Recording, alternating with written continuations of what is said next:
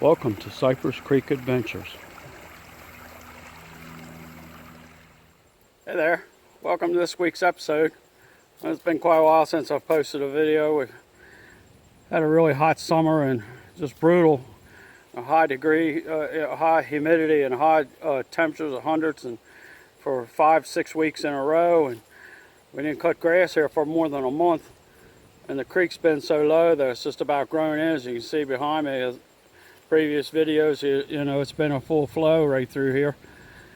But it's just a testament to how dry it is, and we've been in a pretty good dry spell here lately. It's been awesome for farmers to get their crops off before the weather turns. So it is a blessing in some of this, and so had some health issues as well. Been doing well, good now, and getting myself back on my feet. So today I want to we'll go up here and take a look at the garden and see what's left, and clean up a little bit, plant some garlic, and look at a couple other things, and try to catch up here. So stay tuned. Alright, so we're up here to the garden, and kind of just go over a little bit of what happened this summer. We had a tremendous amount of butterflies this summer, and even though it was dry, I watered this garden like every other day just to keep things going, and unfortunately I wasn't able to get out and take much video or pictures and stuff. This end here is the end that we talked about earlier this year that I let grow wild, and just had a tremendous amount of butterflies and hummingbirds and regular birds eating the seeds and stuff, especially off this mullein. And it was just wonderful to be able to watch from the house. So my tomatoes did pretty well, except for I'm still fighting stink bugs, and they're just about done. There's a few stragglers in here, but I had pretty good luck with my tomatoes. We did get some squash, but the heat got it pretty quick. But I did get about 10 quarts put up, and the same with string beans. I just pulled the vines up. That's what this little pile is left here, and I got about 10 quarts of string beans up as well. So I feel like I got a little bit of something out of it. And I got some potatoes and onions, and not a great big crop, but it was better than none. So today what we're going to do is I had planted spinach here in this spot 3 times, and of course it's just blank there now, but it would come up about 1 inch, and even though I kept it watered and all, it was so hot that it just killed it. So I gave up on that, and because I really wanted some spinach for this fall. I have one survivor of my kale. I had like 10 plants there, and the Swiss chard is about the only thing that's really survived. And I found a couple containers here with some more plants, so to kind of offset my deficit here. So I'm going to clean the rest of this up here, and we'll plant that Swiss chard. And as you can see, I got a new mullein this year. Next year it'll be real big like the one on the other side. And as you can see, there's a few straggler tomatoes back here. I planted heritage varieties this year, and so they seem to help against the stink bugs, but not really. I mean, the stink bugs are just, I don't know what the answer is. I've been on the internet and everything, and just haven't been able to figure that out. All right, so we got this area here. We're coming along here. I've taken my hula hoe that we've talked about in previous videos. Works very good. But look how dry this earth is. It's just dust. And so we're going to plant this Swiss chard, and just water the plants. I'm not going to try to water the whole garden. So got this worked up, and I got this cleaned up pretty good. So we'll come over here. Now I've raised these 2 trees here, elm trees, and also have a pawpaw tree. It's the only one that survived out of like 7. So I'm gonna leave it in here in this fall. I'm gonna dig these 2 elms up and find a good place for them. So instead of continuing this row, I'm gonna take these plants here and divide them, and then start a second row here.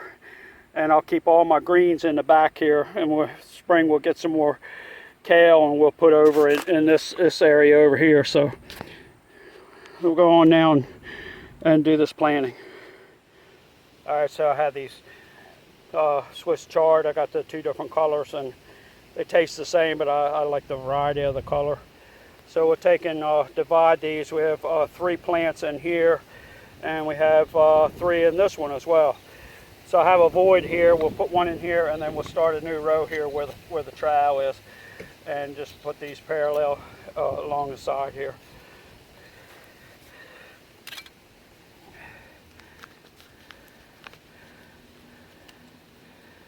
We'll split these apart.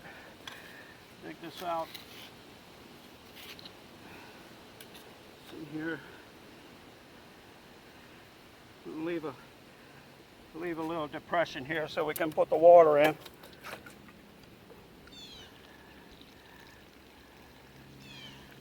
will be more effective to come out here with a sprinkling can and water each individual than it will be for the water the whole garden at this point of the year. These don't have much roots, so we're going to be careful here when we get this down.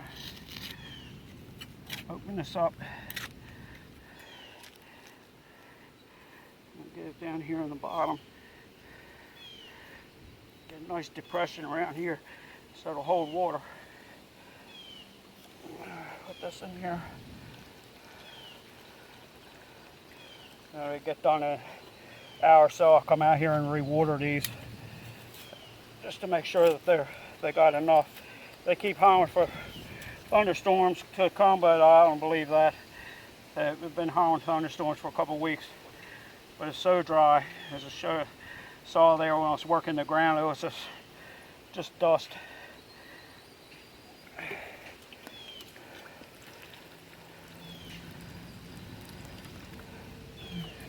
Those plants didn't have hardly any root to them at all.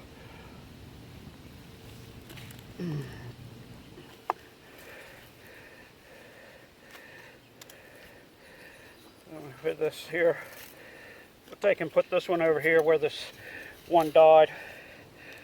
I lost like 3 plants this summer, but did have some survivors though, so that was good. And this one's kind of wilted, but it'll perk back up. All right, a little water.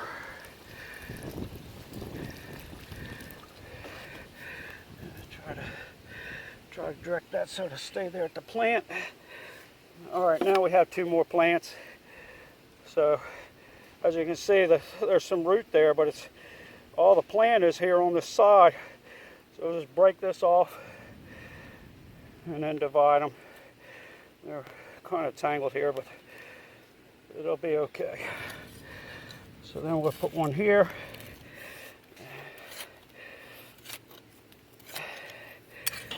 Put this in here. The Swiss chard is pretty hardy.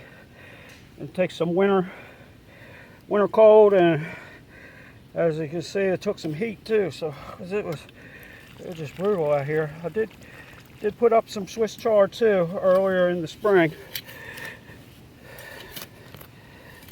Not a whole lot. I ate Swiss chard this summer, and it was very good. So last year on a video you saw we planted garlic, and this is garlic cloves that I've taken from my garlic that we grew last year, and these are the biggest ones that I have. So always plant your best seed that you have. So there's 12 cloves here, and so we'll go out in the garden and get these planted. All right, so here's their spot. I struck a line here, and what I'll do now is dig this out with a big shovel, and we'll put actually going to use some quail litter and manure in the bottom of the trench this time, and so we'll proceed to do that.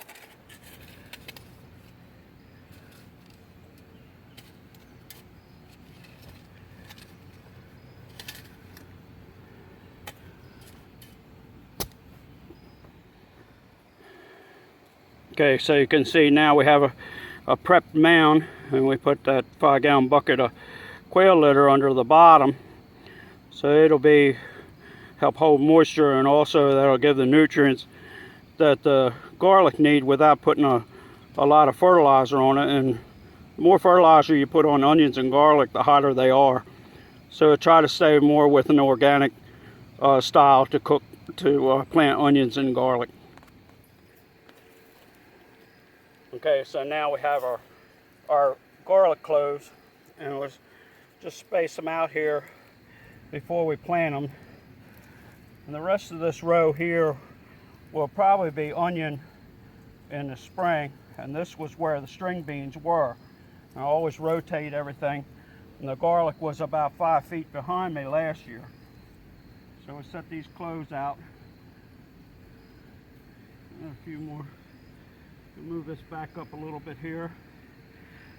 And we'll take these, move this down here. 4 or 5 inches apart is good. Now this soil is so soft that I'll be able to just push this down in here 4 or 5 inches and cover it up. I got the root down, so I want this side down. I can feel it with my fingers. Push it down in there and set it in the ground.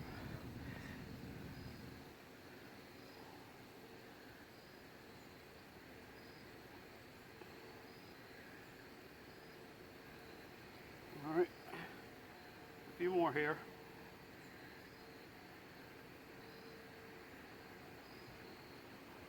Nice big cloves came from last year, and this is the first year for my garlic that I actually grew, rather than buying a garlic clove.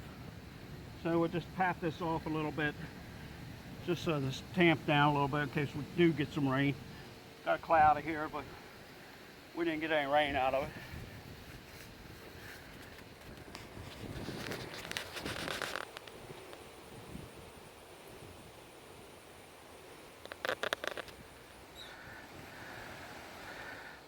Well, I hope you enjoyed this video. We just had some basic things, and here in about a month, when we finally get a frost, I'll clean up the rest of the gardening, and I usually take whatever's left of the flowers and shake all the extra seed out, and then in the spring it'll all come back up, mostly volunteer, and I'll move plants around like I did this past spring. So the biggest thing that I did today was giving myself some greens to eat this winter, and we got our garlic going, and that's important because it'll do a lot better. And we had a nice harvest this past year, as you saw on previous videos. So if you have any comments, please leave them below. I thank you for watching. Please subscribe to my channel and hit the like and share. I thank you for watching, and God bless.